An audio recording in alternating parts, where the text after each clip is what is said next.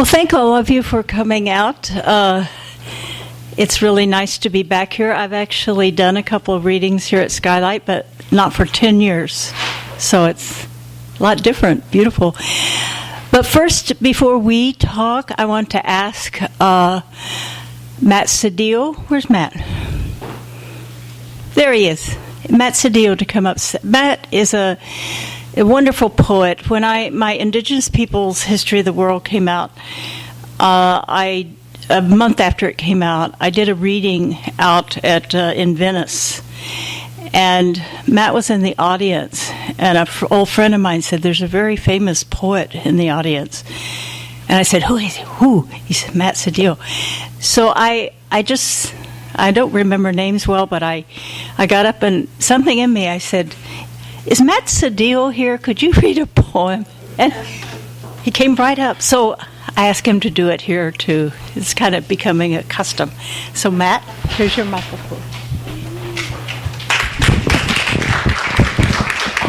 Thank you. I'm a little more prepared this time. Last time it was a surprise. She was like, "There's a very famous, illustrious poet in the house." I started looking around. I was at the Rock. I was getting all mad, like, why is it never me? And then she said my name, and I was like, oh.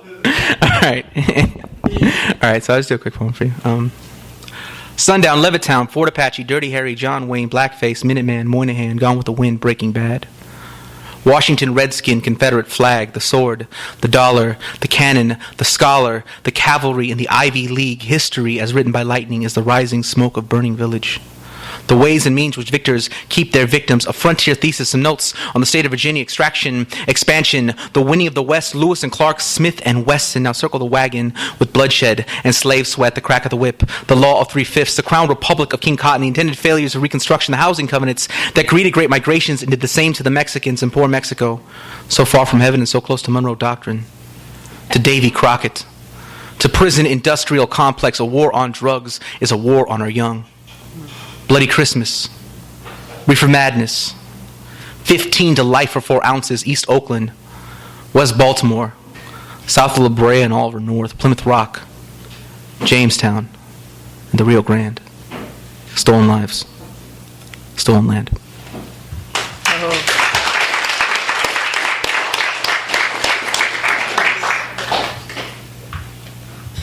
Thank you, Matt. So I think we're going to just launch right into it. We're going to start and read a couple of chapters and see how our time goes and devote a little bit of time to some Q&A. And so I'm going to just launch right in. Can you hear me okay? Okay, great. So I'm going to read the introduction to the book. So the epigraph goes, "It is quite possible that war is the continuation of politics by another means, but isn't politics itself a continuation of war by other means?" And that's by Michel Foucault. No collectivity of people in the U.S. American society is as enigmatic or misunderstood as Indigenous peoples. From the very first encounters with them 5 centuries ago, Europeans were confounded by these peoples who looked so different and lived lives that seemed not just diametrically opposed to theirs, but even blasphemous.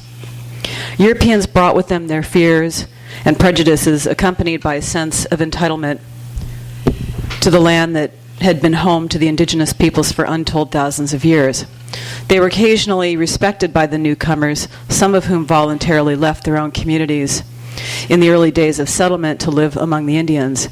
They learned to speak the natives' languages, intermarried, and had children with them, sometimes for love or companionship, sometimes just to build alliances and gain access to native territories and to convert them to Christianity. But by and large, the history of relations between indigenous and settler is fraught with conflict defined by a struggle for land, which is inevitably a struggle for power and control. 500 years later, native peoples are still fighting to protect their lands and their rights to exist as distinct political communities and individuals. Most U.S. citizens' knowledge about Indians is inaccurate, distorted, or limited to elementary school textbooks, cheesy old spaghetti westerns, or more contemporary films like Dances with Wolves or Last of the Mohicans. Few can name more than a handful of native nations out of the over 500 that still exist, or can tell you who Leonard Peltier is. Mention Indian gaming and they will have strong opinions about it one way or another. Some might even have an Indian casino in their community, but they will probably be curiously incurious if you ask them how Indian gaming came to be, or about the history of the nation that owns the casino. In many parts of the country, it's not uncommon for non-native people to have never met a native person or to assume that there are no Indians who live among them. On the other hand, in places where there is a concentration of natives, like in reservation border towns, what non-native people think they know about Indians is typically limited to racist tropes about drunk or lazy Indians. They are seen as people who are maladjusted to the modern world and cannot free themselves from their tragic past. On the whole, it can be said that the average U.S. citizen's knowledge about American Indians is confined to a collection of well-worn myths and half-truths that have Native people either not existing at all or existing in a way that fails to live up to their expectations about who real, quote-unquote, Indians are. If Indians do exist, they are seen as mere shadows of their former selves, making counterfeit identity claims or performing fraudulent acts of Indianness that are no longer authentic or even relevant. Non-natives thus position themselves, either wittingly or unwittingly, as being the true experts about Indians and their histories, and it happens at all levels of society, from the uneducated all the way up to those with advanced college degrees, and even in the halls of Congress. The result is the perpetual erasure of Indians from the U.S. political and cultural landscape. In short, for 5 centuries, Indians have been disappearing in the collective imagination. They are disappearing in plain sight. The myths about indigenous peoples that this book identifies can be traced to narratives of erasure.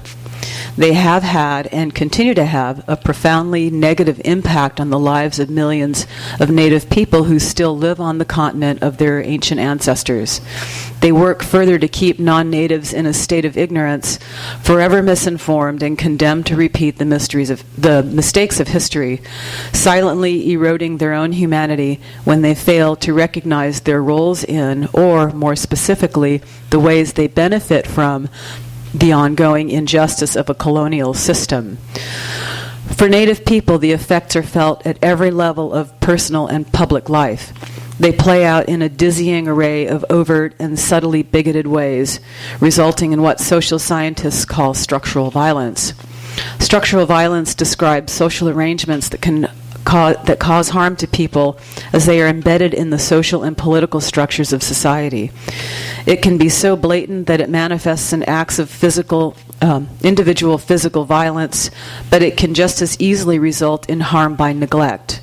Erasure is one of the more subtle forms of structural violence visited upon Native peoples.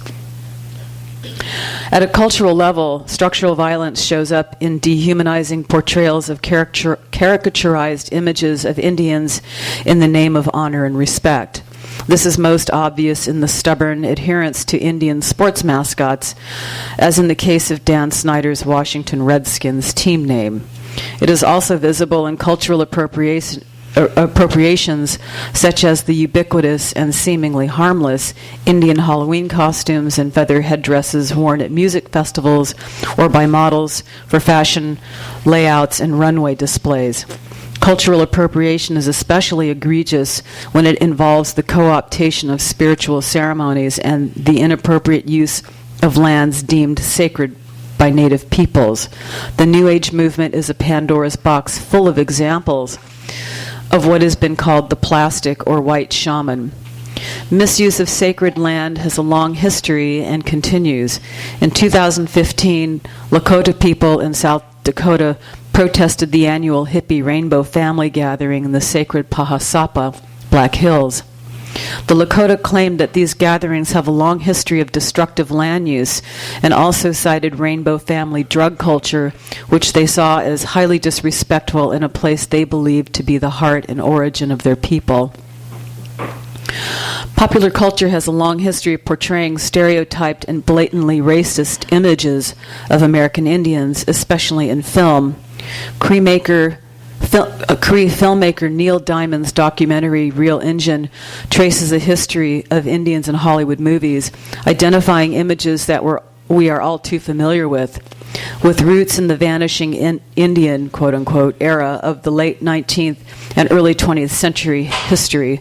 Hollywood filmmakers, like other photodocumentarians of the time, such as Edward Curtis, rushed to capture images of Indians before they disappeared into the mists of the past.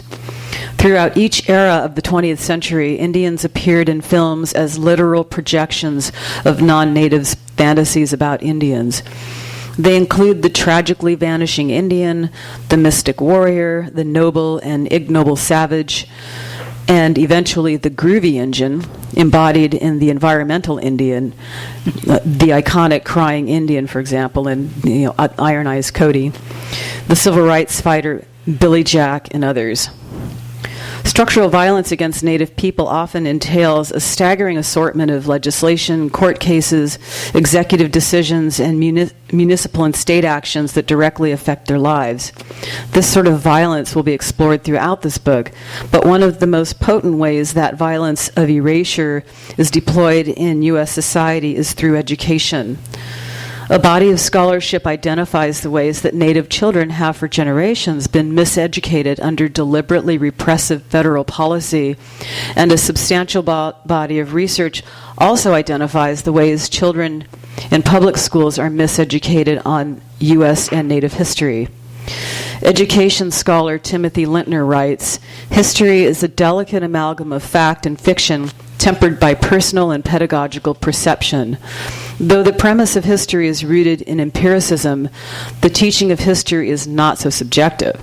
History classrooms are not neutral. They are contested arenas where legitimacy and hegemony battle for historical supremacy." James Owen reflected this perhaps most famously in 1995 with the release of his now acclaimed book, Lies My Teacher Told Me, in which he tackled the fallacies of Columbus and Thanksgiving stories.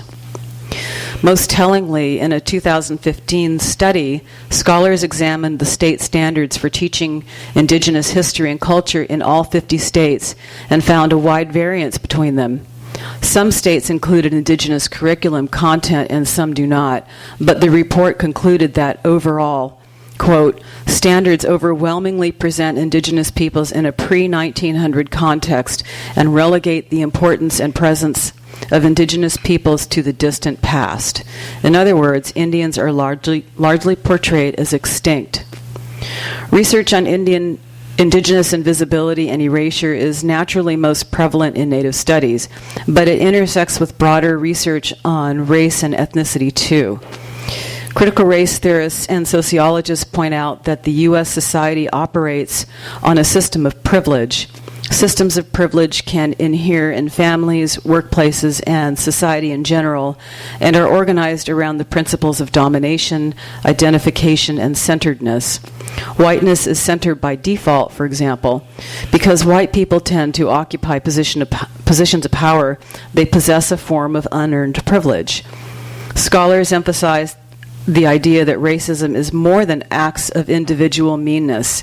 It is built into the society and functions systematically, rendering it nearly invisible. White privilege, then, stems in large part from race as a social construction. In other words, society and its state are based on a racial hierarchy in which those identified as white have always been at the top. A conservative backlash after the civil rights gains of the 1960s and 70s resulted in a widespread social denial that racism still exists.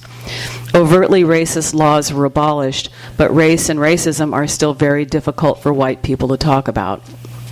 The myths about Native peoples outlined in this book grow from the racialized social structures upon which the United States is built. Because these structures are systemic, the myths tenaciously persist despite changes in law and policy over time. Ultimately, they serve the settler state and, by extension, its international allies, who largely fail to recognize the political existence of Indigenous peoples. In the effort to dismantle the myths, The chapters that follow attempt to unpack various tenets of settler colonialism and at the same time construct a counter-narrative, one based on truth. Dina forgot to bring her book, by the way. Piles of books here. She said there'll be books. So the reason we have 21 myths is because this is a series, a Beacon Press. They have a book out on 21 myths about labor unions, 21 myths about immigration, which is written by Noam Chomsky's daughter, Aviva. Both of them are just excellent books. And when she asked us to do one on Native Americans, we were in that context. So it was very hard to distill all the myths. So they're kind of, in each of the myths, there are myths within myths you will find, in each chapter. So it's not purely formulaic, it's, when you finish the 21 myths, you really have a really comprehensive history and the present situation of Native peoples, I think. So it's a little different way of going at it, than just a continuous narrative. So we thought we'd read the titular chapter, because that's how the series goes, is all the real Indians died off and 20 other myths. The one about immigration is they're taking our jobs, and 20 other myths about immigration and labor unions. They're bankrupting us, and 20 other myths. So you get the idea. So it was hard for us to come up with, which one, and we decided just to be upfront and take. That's what's in everyone's mind when they do if they do think about Indians is. Yeah, well, there are these Indians, American Indian movement, they took over Alcatraz, but they aren't the real Indians, because they had this, Pocahontas was a real Indian, and these are, look at them in their jean jackets and jeans and running shoes or cowboy boots. Those aren't real Indian, that as if the costume, the Hollywood costume is, in other words, the artificial becomes what people are measured against rather than who they really are culturally and spiritually, languages, and so forth, and long, long histories. So we start this first myth, all the real Indians died off, with a quote from the late John Trudell, to whom we dedicate this book. Also a wonderful poet. I would love to have had him and John Trudell and Matt here tonight reading, but he passed away earlier this year. So this is a quote from John. When they got off the boat, they didn't recognize us. They said, "Who are you?" And we said, "We're the people, the human beings." "Oh, Indians," they said, because they didn't recognize what it meant to be a human being. But the predatory mentality shows up and starts calling us Indians and committing genocide against us as the vehicle of erasing the memory of being a human being. That's a hard act to follow with our chapter. When the first Europeans came to the shores of what is now the United States, what many descendants of the original inhabitants know as Turtle Island, they encountered enigmatic people who challenged everything the newcomers believed about themselves and the world. The indigenous people looked different from them and spoke different languages, and their customs were mysterious and frightening.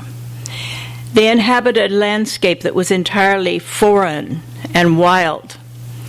Perhaps most disturbing, they were not Christians. But they had one thing the immigrants wanted: land and the life it could give them. In the subsequent 5 centuries since those early encounters, gaining access to that land has been the central factor that has shaped the relationships between indigenous peoples and immigrant. These relationships have never ceased to be vexed and conflict-ridden. They have been and continue to be characterized by seemingly endless ignorance, arrogance, and misunderstanding. Where do the myths about Native people come from? What are the motives behind them, and what purpose do they serve? To answer these questions, we need to look at the ways experts in the social sciences talk about history, the nature of the society we live in, and how modern countries are formed. There is not unanimous agreement on everything, but there are certain generalities that can reasonably be claimed. For instance, some social scientists talk about the master narratives of a country that describe things like its national character and history. The narratives have many purposes, one of them being to construct a sense of national, or more to the point, state identity. In countries like the United States, where citizens otherwise have very little in common with each other besides a shared language or a history of immigration, the narratives reinforce a contrived sense of unity. They reflect what acclaimed international relations scholar Benedict Anderson famously called an imagined community. From where do the master narratives come? They are woven into the fabric of society from the start in its founding documents like the Declaration of Independence or the U.S. Constitution, and then gain hold through the printed word, through the mass media, whatever period of time, through the education system. They are amplified during times of national crisis, and manifested through patriotic public displays during national holidays and through the singing of national anthems at sporting events, many on their knees these days, and other public gatherings. As Anderson suggests, the effervescence generated in these public spaces is itself the outward expression of this imagined unity. A country's master narratives are not necessarily based in fact or truth. They are sometimes deliberately fictitious or contradictory of documented history. One of their purposes is to provide rationalization or justification for injustices committed against others in the name of democracy and liberty. In this way, many master narratives are more like state mythologies, designed to undergird the patriotism and emotional commitment necessary in a loyal citizenry. All of the myths about American Indians emerge out of larger narratives that construct the United States as a place of exceptional righteousness, democracy, and divine guidance or manifest destiny, or what has been called American exceptionalism. The myths tell more about the non-native mind than they tell about native peoples. They are clues that point to the motivations, aspirations, and ambivalence about U.S. history and the collective identity of its citizens. We'll explore this more throughout the book. No myth about Native people is as pervasive, pernicious, or self-serving as the myth of the vanishing Native, also known as the vanishing Indian, or the vanishing race. The myth, which has been building for centuries, reached an extreme at the end of the 19th century and the beginning of the 20th century, a time when the Indian wars of resistance had come to a conclusion, punctuated by the massacre at Wounded Knee in 1890. In 1900, the U.S. Census counted approximately 250,000 Indians, a small fraction of the indigenous population in 1492, even based on a modest population estimate of 10 million, and that would just be the U.S., not North America, including Mexico. That would be 40 million.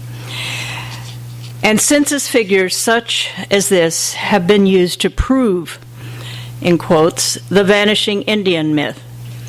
It's true enough that the native population had diminished dramatically throughout the centuries due to slavery, disease, war, and Christianization, which often took away people's names, languages, and even their clothing and hair. But the larger point to understand about the self-serving function of the myth is how it was used to advance dubious, even nefarious, political agendas aimed at the continual seizure of Indian lands and resources. It was used by both the friends and foes of Indians to justify policies of forced assimilation, which would mean the final solution to the Indian problem, the ultimate disappearance of the Indians to facilitate the transfer of Indian treaty lands into settler ownership.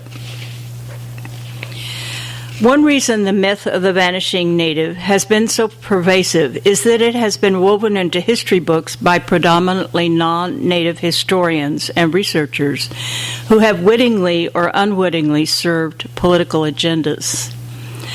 But there has been a marked shift in the way history is being told, thanks to the increasing scholarship of Native peoples and their allies who in the past 40 to 50 years have been reframing conventional historical narratives. This reframing, and I could say this book and my previous book couldn't have been written without all of that work that has been done over the last 40 or 50 years, sort of distilling it into these more accessible books. There's been a marked shift in the way it's been told, and this framing is often referred to generally as post-colonial theory or post-colonial studies. And it views history from a larger perspective that, among other things, recognizes the role of imperial and state power and its abuse in the shaping of the modern world. It sees history in terms of post-Columbus, European, and U.S. expansionism and its effects, the effects it had and continues to have on Indigenous people. It also encompasses Native perspectives by incorporating the growing academic field of Native American and international Indigenous studies. This recent scholarship, sometimes derisively called revisionist history, has rendered incomplete, if not obsolete, much of the earlier scholarship of non-Indian historians. Within post-colonial studies is a theoretical framework known as settler colonialism. Viewing history through a lens of settler colonialism entails making distinctions between the ways colonization played out in different places, and it does this in two fundamental ways. First, when European empires, predominantly the English, Spanish, Dutch, Portuguese, and French, spread into Africa and Asia, they did so primarily to exploit natural resources such as gold, silver, and other minerals and timber. They established colonies as bases from which to run their business enterprises, and sometimes, especially in the case of the Spanish and the French, married into indigenous cultures to secure better access to those resources. For the most part, however, they didn't send large populations from the metropolis or the metropoles, countries or empires of origin. Thus, in the African and Asian social colonial context, the indigenous peoples remain the majority populations, even though they had become dominated through military power and religious conversion. This is why the decolonization movements in those continents during the mid-20th century were able to re-establish indigenous control, however problematically, in, for example, Africa, and expel the foreign powers. But in the Americas and a few other places like Australia and New Zealand, the colonial powers engaged in wholesale population transfer sending massive numbers of settlers to occupy the lands, resulting in new countries after successful rebellion separated colony from the empire. So they became independent republics in the Americas. And settlers kept coming. As these settlers came to outnumber the indigenous populations, it became impossible for the indigenous people to expel the invaders. The theory of settler colonialism has gained wide acceptance among indigenous scholars in the United States and other settler states over the past decade.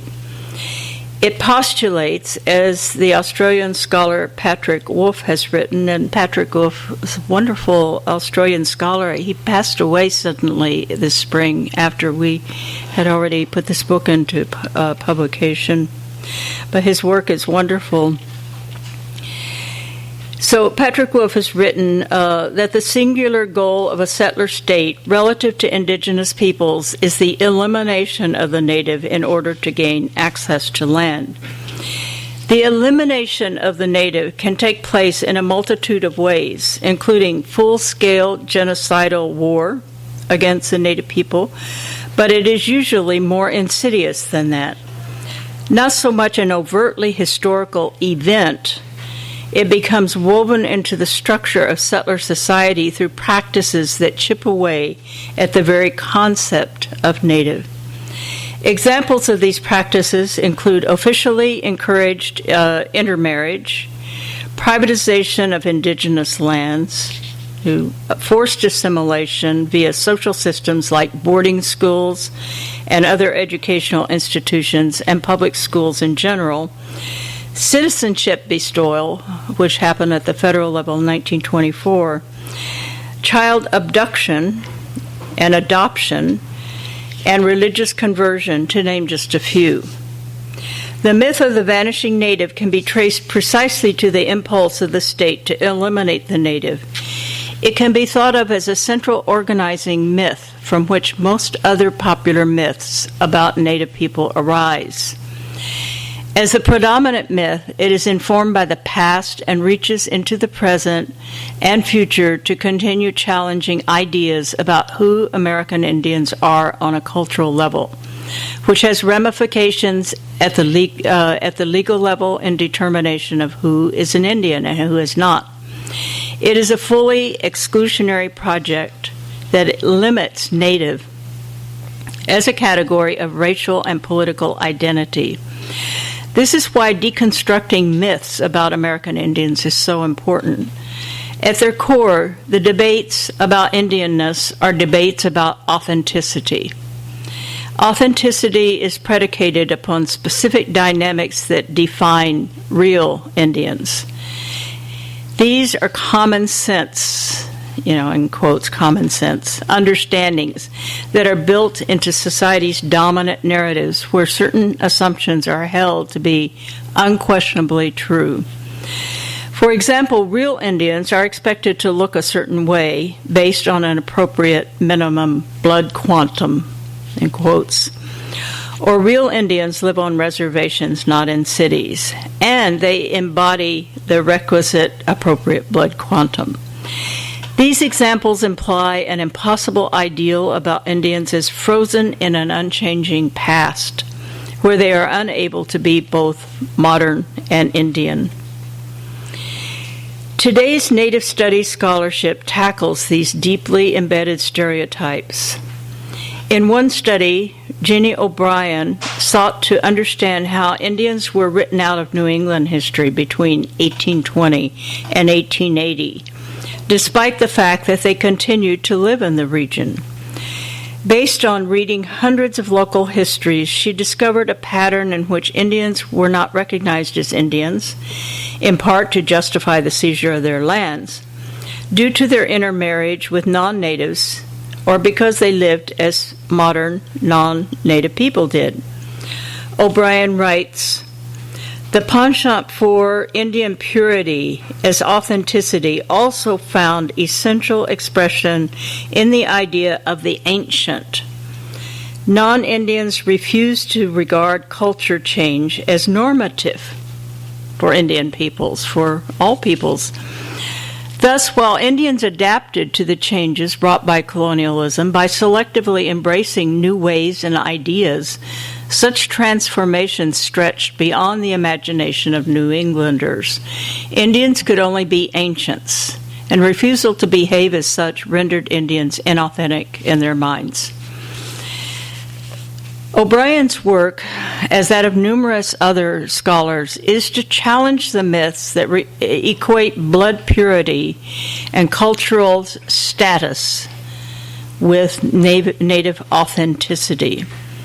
The myth of the vanishing Indian is entirely untrue, if for no other reason than because there are currently 567 federally recognized Native nations in the United States today, and because according to the 2010 U.S. Census, 5.2 million people identified as Native American or Alaskan Native, either alone or in combination with other races. About 2.9 million people identified as Native American or Alaskan Native alone. But because of the vanishing Indian myth is today more concerned with authenticity of those who claim to be Indians, a nuanced argument is required, one that we return to repeatedly. What this book is ultimately about is how society's hidden assumptions have led to the myths that persist with mostly harmful consequences to Native people. So, thank you. Questions, comments? We also have a chapter on genocide, so, elimination is specific forms of elimination are other myths. There's no genocide is one myth.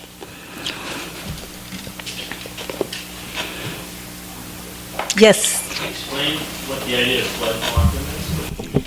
I can't hear. Can you? Oh, he asked about to explain what blood quantum is. So, what blood quantum attempts to distinguish is, well, there's a lot to say about it, but it's when you say, like, you're half Indian, or I'm a quarter Indian, or I'm a 16th.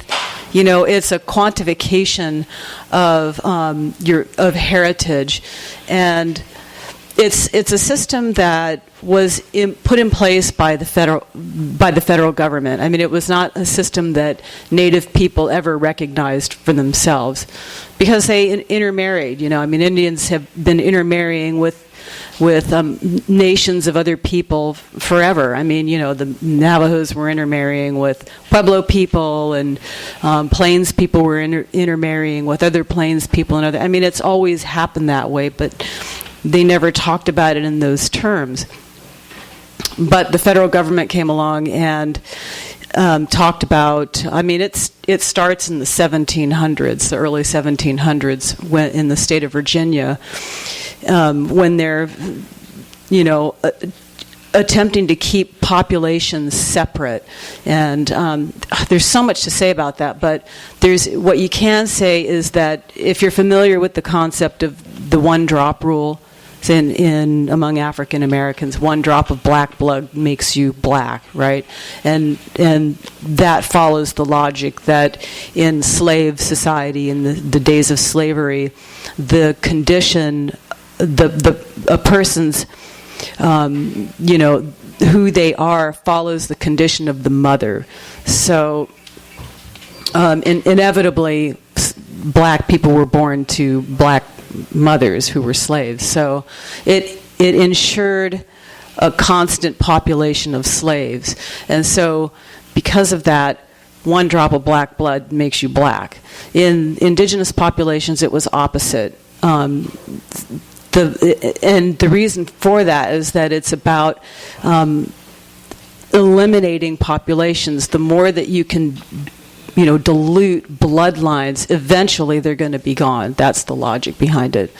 So it became woven into even the way Native nations determines who their citizens are the members or tribal members, and it's one of the problems that keeps lingering. So, and it's one of the things that tribes are more and more addressing, because it's something that we call statistical or paper genocide.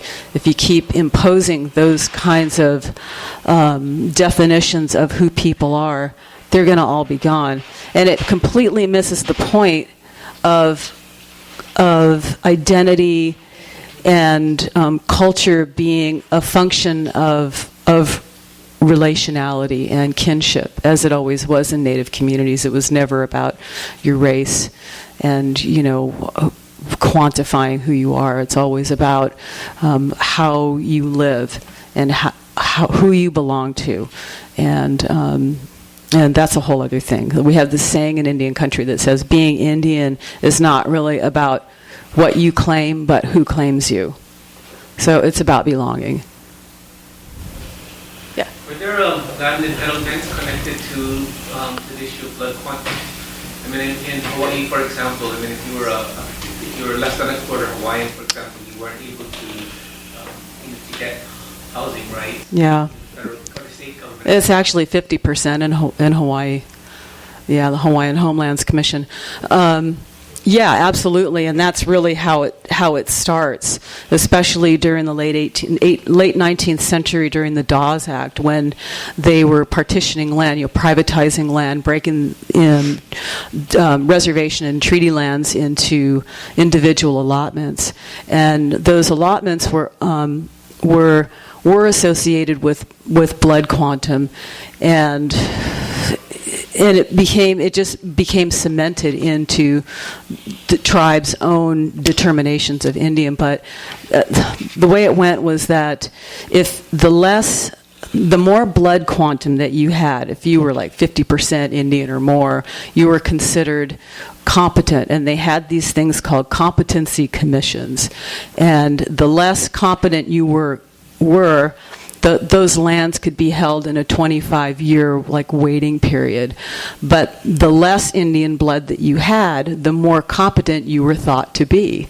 And so there was an agenda attached to that, which seems pretty obvious, that the more they could dilute those bloodlines, those bloodlines, those competencies, those less than 50% and thus more competent, meant that you weren't subject to this 25-year waiting period. So that meant that if you needed to and wanted to sell your lands, you could. So it was a way of more easily separating Indians from their lands. And it was something that happened a lot. It also happened fraudulently a lot. And it was simply because people were so poverty-stricken. They were just so desperate that those people, sold. It happened in my family. My grandmother sold her allotment in 1961. It was an 80-acre allotment for something like $4,000, and it's gone. It's gone. It'll never come back. But there was a lot of fraud associated with that, because there were always, these white Indian agents who were in charge of making this happen. Good questions.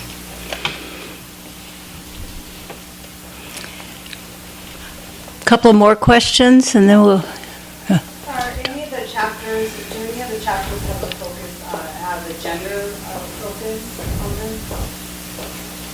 Say again. Does any of the Repeat it into so everyone Do can. any of the chapters have a gender focus? Yeah. There is a chapter on, we call it, let's see, can't remember the title. It's a good title. What's the problem with thinking of Indian women as princesses or squaws?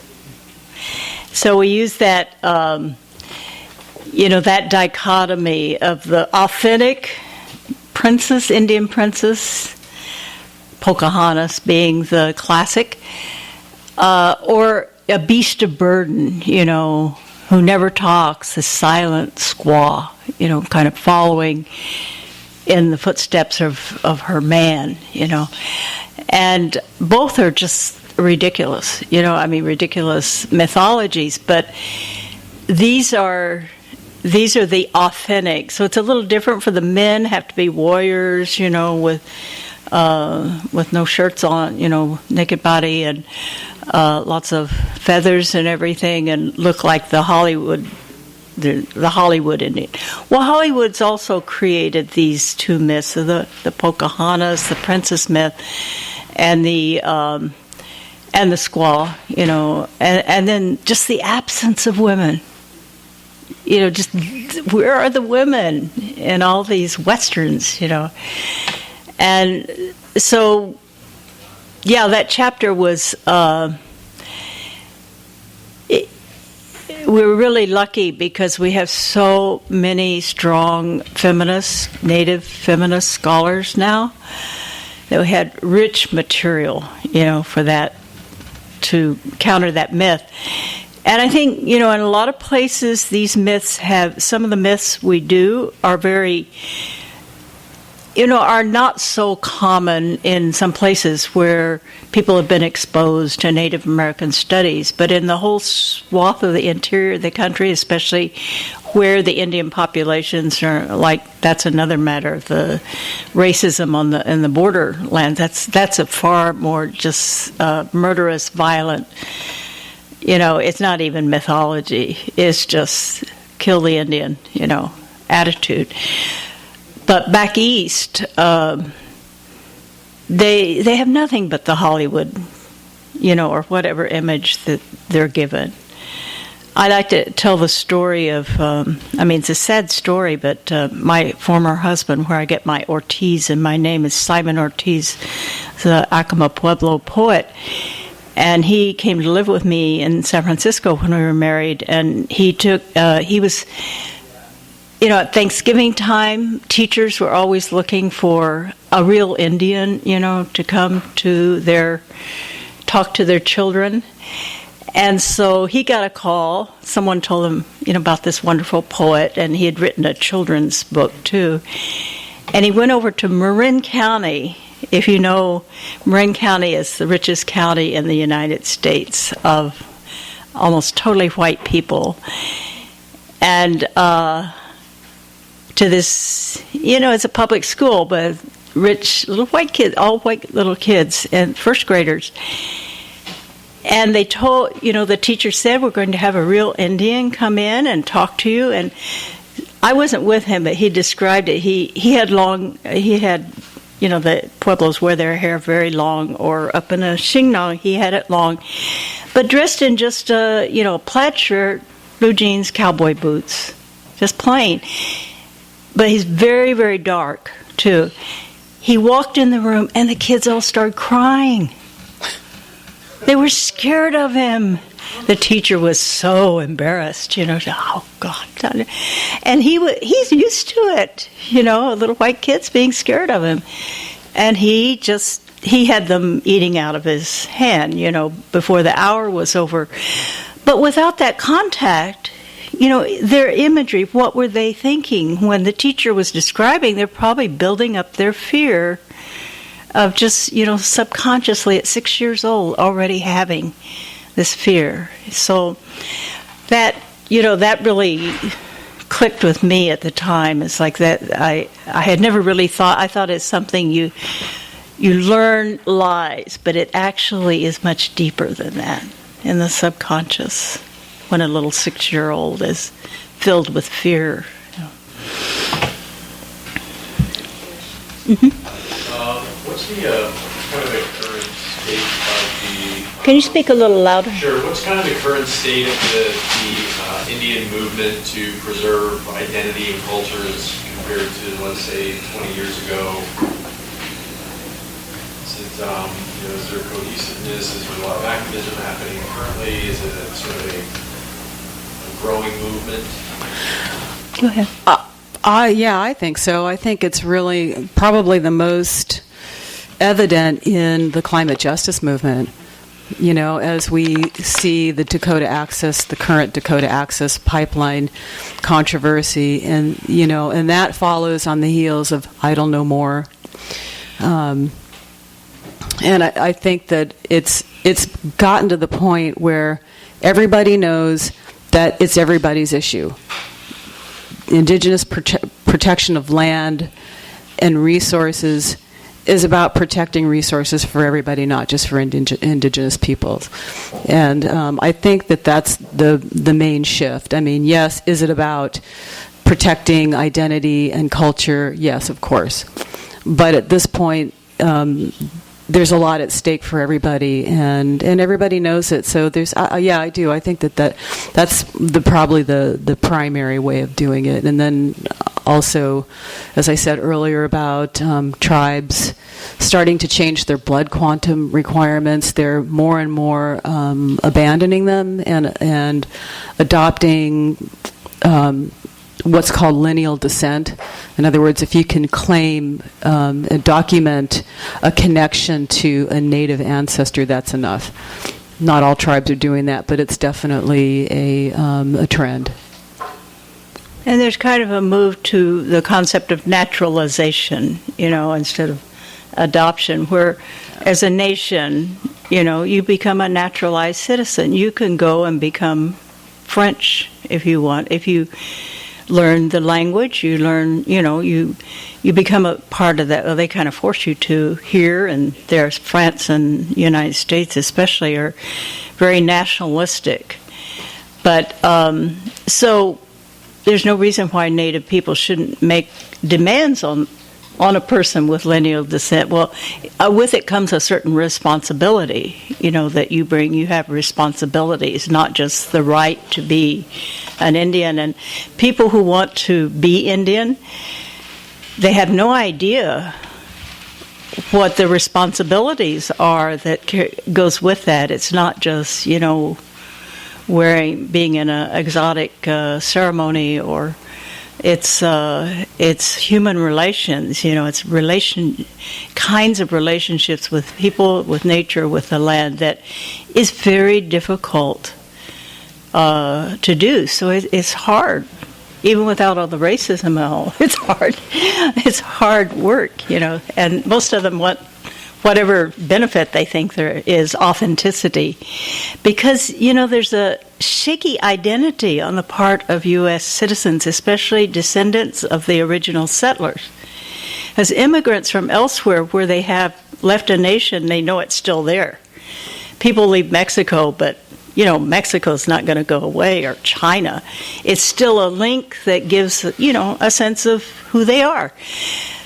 But Europeans came, they lost their connection with their mother countries, the British and the Scots and the Irish and Welsh who came in, many, many Germans. And so there's this lack of sense of authenticity, that they don't belong to the land. And I think that's a lot of our problems with insecurity and violence in this country. And so they want to take the authenticity that they imagine is Indian and say they have it in themselves, and this then makes them, but with none of the responsibilities to protect the earth, to work on relationships with one another, and that the collective is just as important as the individual, the mutuality, the gifting, and so they don't want to take that. They just want this sense of authenticity, and they never really have it. So they demand it of the Indian, that you have to be authentic, or you're just like us and we're nothing. And which isn't really true, that no one's nothing. All human beings are sacred beings, Well, I think you're supposed to buy books now. And you make one comment, but you can come up and talk to us while we sign your book. And this is Dina's sister, so she gets to say it. It seems like a perfect tool to educate the masses. And what are your attempts to have this brought into the schools, into the curricula of history, the history studies, which should be a very young age, Well, is that a question? Yeah, well, it's kind of an observation, but also a question. Are you looking at having this book and maybe future books brought into our school system to properly educate the masses. Oh yeah, absolutely. Yeah, we have, Beacon Press is a wonderful press. I always give them a plug. Are there any Unitarians here? Oh, no Unitarians in LA. It's owned by the Unitarian Universalist Church, if you can call it a church. I mean, it's a movement of wonderful people, and it's a nonprofit. It's a very ethical publishing company, and they are very respected by teachers. Very tied in with the educational system. They published Martin Luther King's papers. They started out as an abolitionist press in the 1840s in Boston, and they're still located in Boston's Beacon Hill, on Beacon Hill.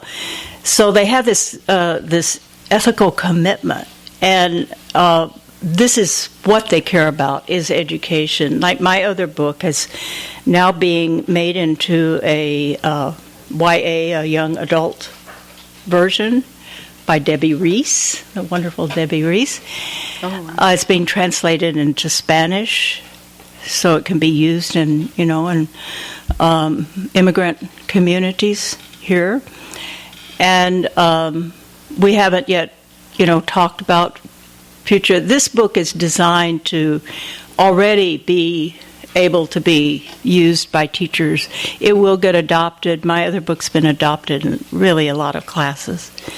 Even in the 8th grade, we're doing a young adult book, but I'm not, I am in awe of people who can write young adult literature, and what she's writing is better than my book, I think. So, yeah, they really are committed. So they have very good connections, with teachers are hungry for this. I mean, they want to know. They know that what they've been taught, what everybody's been taught is a really skewed version of history, and they want the truth. They want to be able to teach the truth, but they are at a loss. They don't know where to get the truth. And there's a lot of in Native studies. There's a lot of Native studies books, hardcore academic books, but there's not very many books like this that are accessible to the average reader, and that's who this book is written for, and it's written for educators. So it's really, I think it's kind of like I think of us as, with this book, as translating. Yeah. It's translating these really complex concepts into language that is more understandable, and that's without not dumbing it down. Yeah. Like some things that dumb it down just kind of reinforce the myths, So we trust that people have minds, and they really. This can also be taken, used by teachers at any level, and just taken parts of it, for different sections they're teaching. There's another great book out I highly recommend if people are in education or making recommendations to teachers. It's called Why United States History Cannot Be Written Without Indians. And it's designed to follow the kind of U.S. history, high school, first year college U.S. history, where the chapter can be taken out and put into that. And they're really brilliant essays by about 10 different Native and non-Native specialists on Native American histories. Very, very good book from North Carolina, I think. Yeah, University of North Carolina. All right. CJ says we have to stop and sell books. Support your independent bookstore. You've been listening to the Skylight Books Author Reading Series. Don't forget that you can listen to this and all of our other great podcasts at skylightbooks.com. Thanks again for stopping by, and we hope to see you soon.